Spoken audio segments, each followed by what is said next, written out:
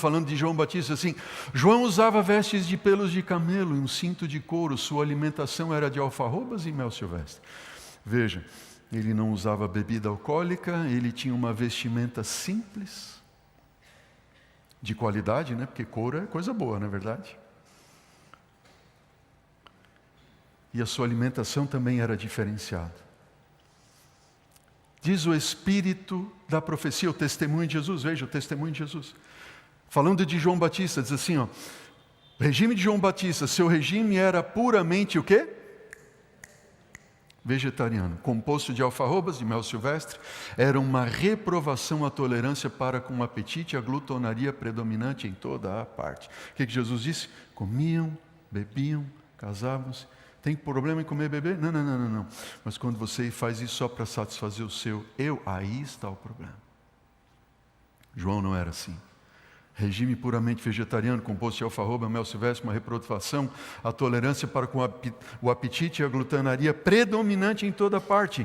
Veja, e ela diz no livro Conselho sobre Regime Alimentar, testemunho de Jesus, esses são os testemunhos, os que devem preparar o caminho para a segunda vinda de Cristo são representados pelo fiel Elias. Assim como João veio no espírito de Elias, a fim de preparar o caminho para o primeiro advento de Cristo.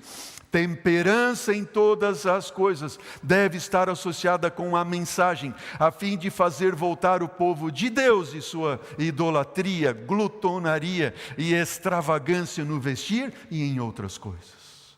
Uau!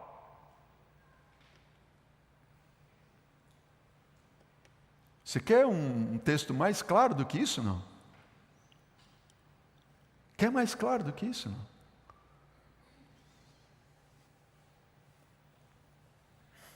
Elias, João Batista, vestimenta, alimentação, estilo de vida. Isto tem que ver com o chamado profético de Elias e de João Batista e o seu e o meu. É chamado profético. Ah, pastor, mas esse negócio de ser vegetariano, não sei o que lá e tudo mais, isso é bobagem. Eu disse assim, não tem problema em comer alimento carne, a questão é que é um chamado profético. É a natureza do chamado profético. Vamos ver aqui um outro ponto. Esse é duro, viu? Posso avançar, não? É duro, mas eu tenho que apresentar. Falamos de bebida alcoólica, e eu quero falar agora de natureza de chamado profético, que tem que ver com a vestimenta. Oh, irmãos e irmãs, em nome de Jesus, não fiquem bravos comigo não, viu? Que essa palavra não é minha. Se você ficar chateado ou bravo comigo, você está bravo, chateado não comigo, mas com o dono dessa palavra. Vocês estão entendendo? Seu caminho é esse aqui, está vendo? O caminho é diferente, ele é estreito. Não me entendam mal, em nome de Jesus. Amém? Não me entendam mal, em nome de Jesus. Deixa eu tomar um pouco de água aqui, só para eu me preparar para falar o que vem agora.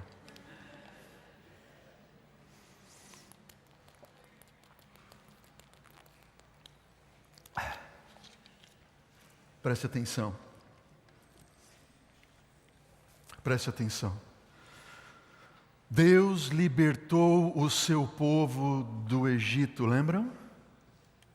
Deus libertou o seu povo do Egito. E a intenção de Deus era levá-lo a Canaã, amém? Durante esse processo, Deus esteve ali a purificar o seu povo para que eles estivessem habilitados para entrar em Canaã. Durante este processo, Deus tratou em purificar o paladar deles e também suas atitudes, seus atos, suas ações. Quando eles chegaram a Horebe, ao Sinai, Eles pecaram lá depois de Deus ter feito aliança com eles. E sabe o que aconteceu? Deus teve que chamar a atenção deles e purificá-los. Jacó, filho de Deus, que Deus mudou o nome para Israel. Quando Jacó estava voltando para a casa do seu pai, com toda a sua família, Deus chamou Jacó também para que ele e sua família se purificassem. Como foi isso? A Bíblia diz, não eu. Gênesis 35, 2-4, então disse Jacó à sua família e todos que com ele estavam: lancem fora os deuses estranhos que há em vosso meio. Purificai-vos e façam o quê? Mudem as vossas vestes, levantemos e subamos a Betel. Betel é casa de Deus, porta do céu. Quem está indo para a casa de Deus, para a porta do céu, o chamado é para se purificar, mudar as suas vestes. Estão vendo ali? O chamado é lançar para fora os deuses estranhos. Esse é o chamado de Elias. Nós estamos indo em direção a Betel, a casa de Deus, a porta do céu. Disse ali, Jacó disse, farei ali um altar ao Deus que me respondeu no dia da minha angústia e me acompanhou no caminho por onde eu andei 20 anos, desde o primeiro encontro de Jacó com Deus, quando ele viu aquela escada e os anjos que subiam e desciam por ela. Então, deram a Jacó todos os deuses estrangeiros que tinham em mãos. E deram o que mais? E o que mais? O que mais que Jacó fez? Jacó enterrou tudo aquilo.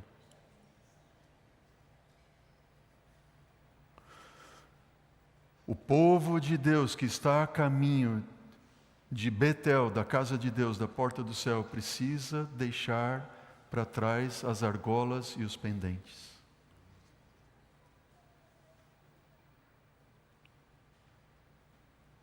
Duro isso. Vocês acham que é fácil para eu pregar isso? Não. Eu faço aqui com todo tremor e temor em Deus. O povo de Deus indo de Egito para a terra prometida. Ouvindo o povo essas más notícias, quando Deus disse, eu não vou com vocês, porque vocês são muito ruins, vocês não seguem. Moisés, eu vou acabar com todo o povo, vou fazer uma nação através de você. Moisés disse, não, Senhor, não faz isso não, eles são teu povo. Senhor, não, por favor, não. E Moisés deu as notícias para o povo, e o povo então ouviu as más notícias, dizendo, Deus disse que não ia mais ir com eles, e pôs-se a prantear, o povo começou a chorar, e nenhum deles vestiu o quê?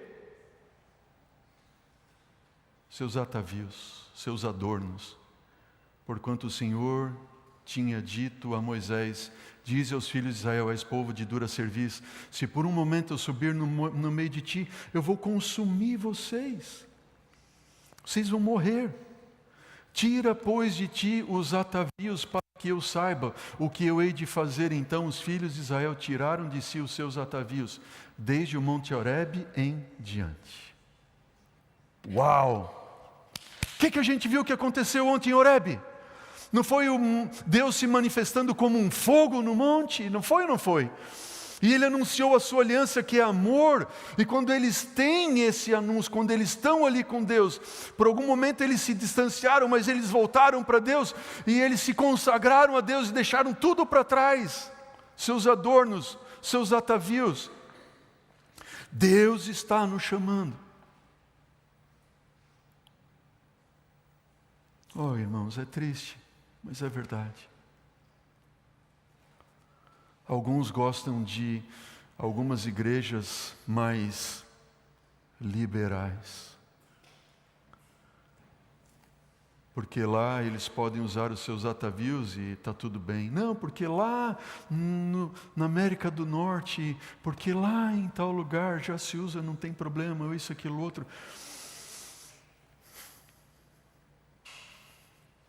A palavra do Senhor.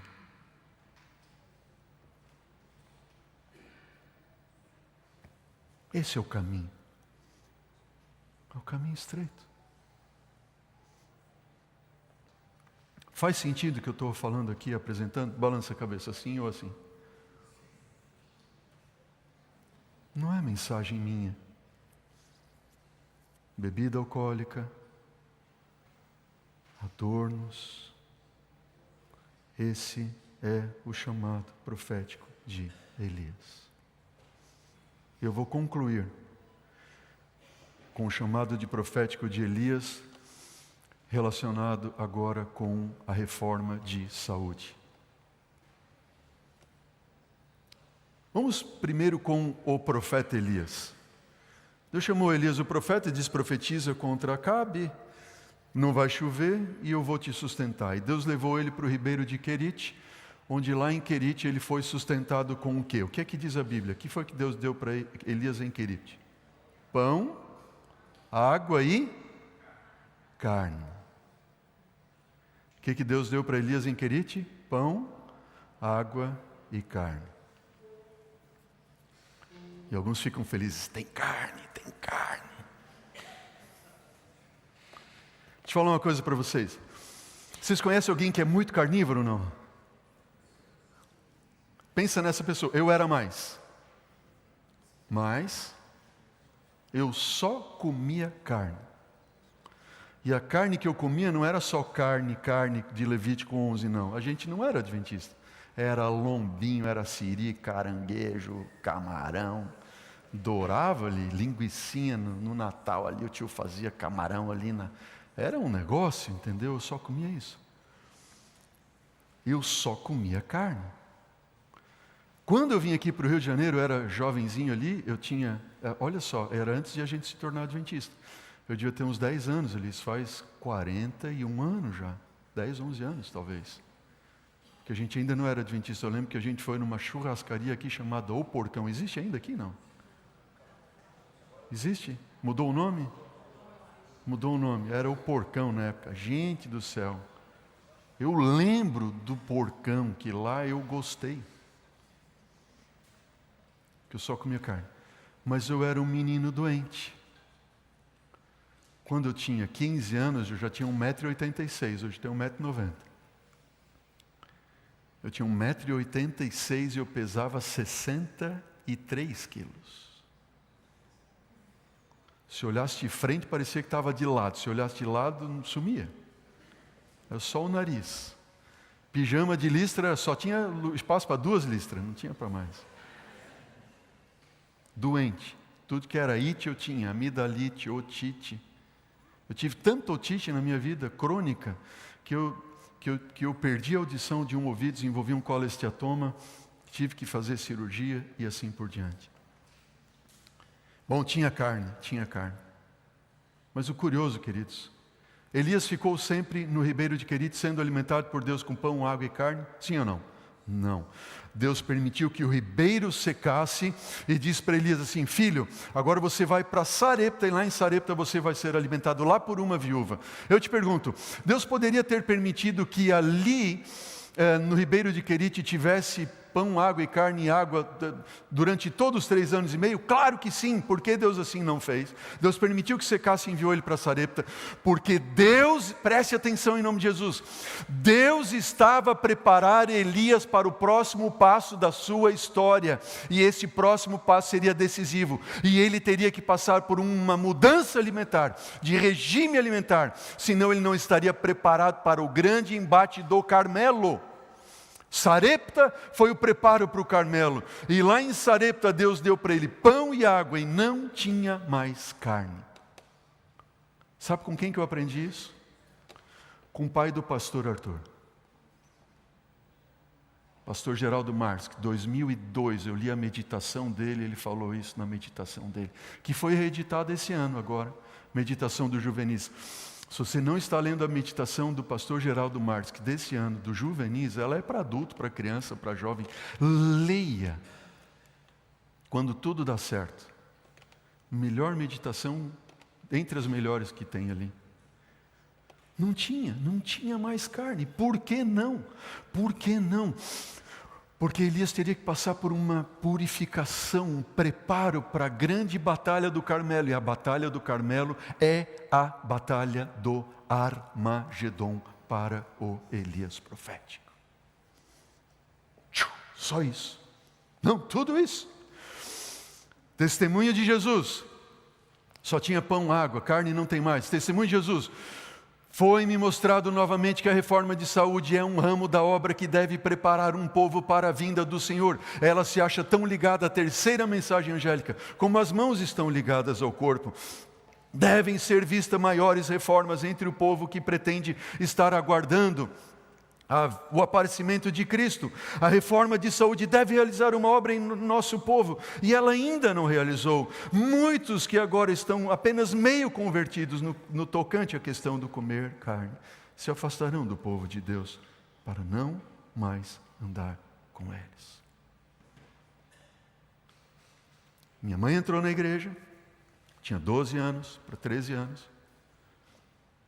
Ela se batizou, eu me batizei com 14 anos. E meu pai não sentava à mesa para comer se não tivesse carne. Não sentava, né?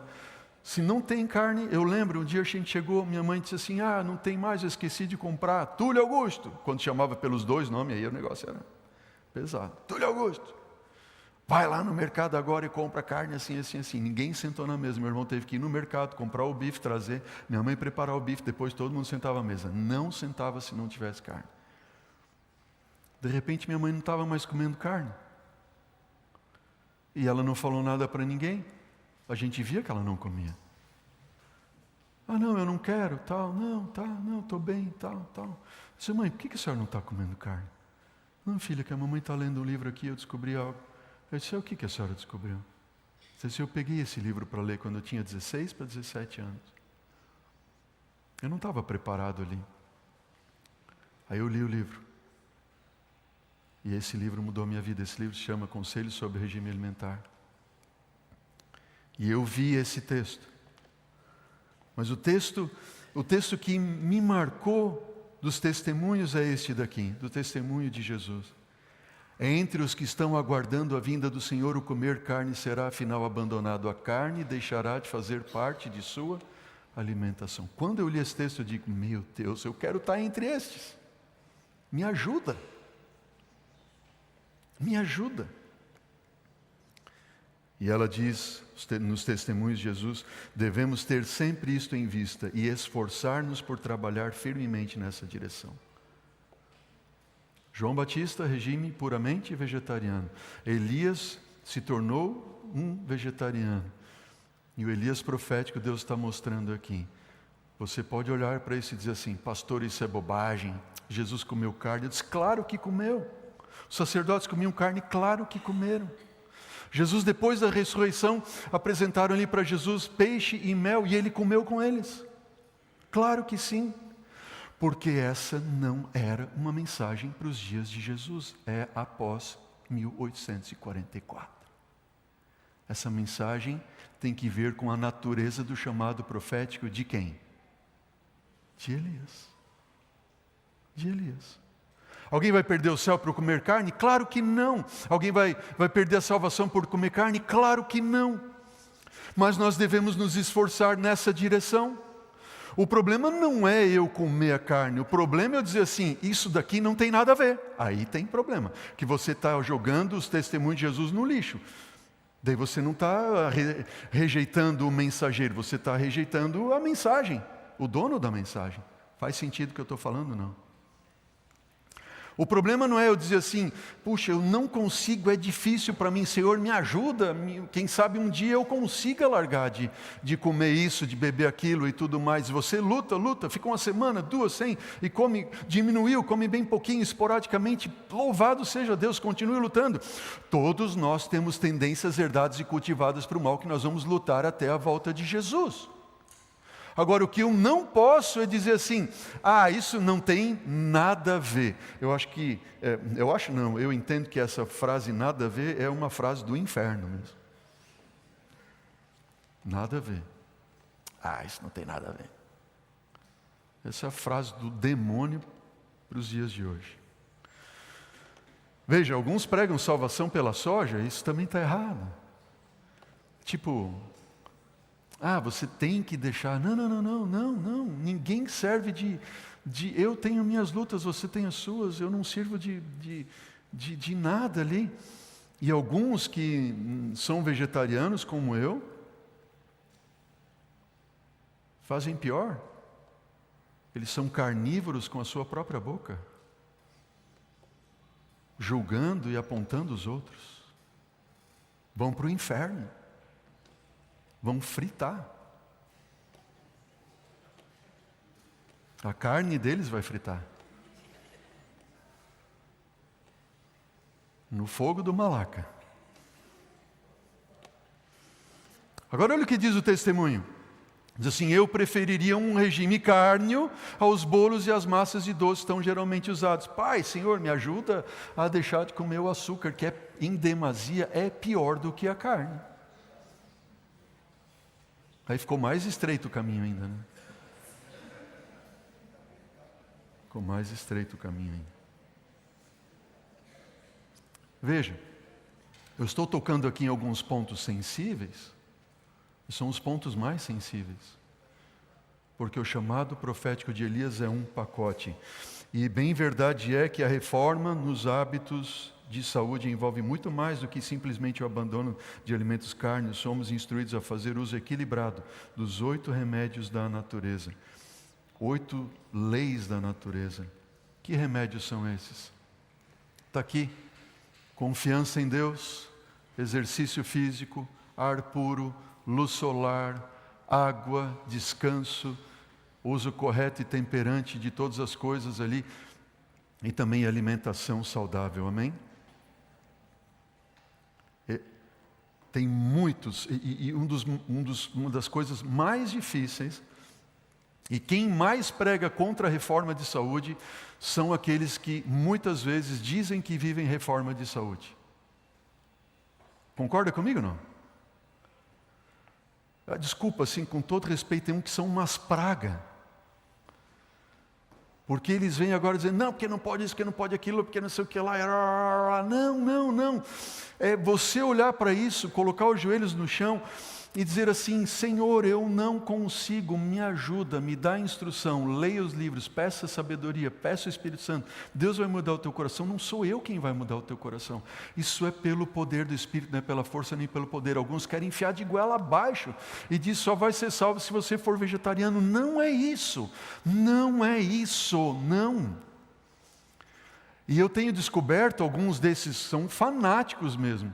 E sabe como é que eu tenho descoberto, pastor Patrick? Eu pergunto assim, qual que você acha que é o remédio da natureza mais importante? Sabe, esses fanáticos, os fanáticos, a primeira coisa que eles dizem é a alimentação. Puxa, acendeu a luz vermelha assim, se condenou agora. Não é alimentação. Primeiro é confiança em Deus. Porque eu tenho que confiar em Deus e que essa palavra é dele para eu seguir essa orientação. É ou não é verdade?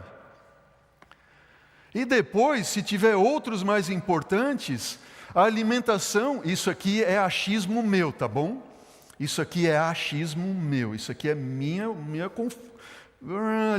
eu coloquei exercício físico depois da confiança em Deus. Por quê? Porque o exercício físico, diz estudos que um fumante que faz exercício físico regularmente, ele tem mais saúde do que um vegetariano sedentário. É isso ou não é, doutor? Aí os caras ficam aí, não come carne, mas não faz exercício físico. E são tudo, parece assim nem vou falar.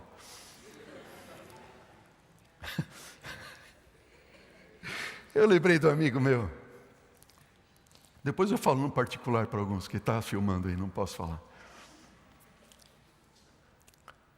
Aí com o exercício físico, aí você vai na praia de Ipanema aqui, como eu fui conhecendo no domingo do Dr. Nelson, a Mirtz foi correr, ele foi caminhar, correr lá e tudo mais. E no exercício físico você tem o ar puro, você tem luz solar, você faz o uso da água, né, ou não é verdade?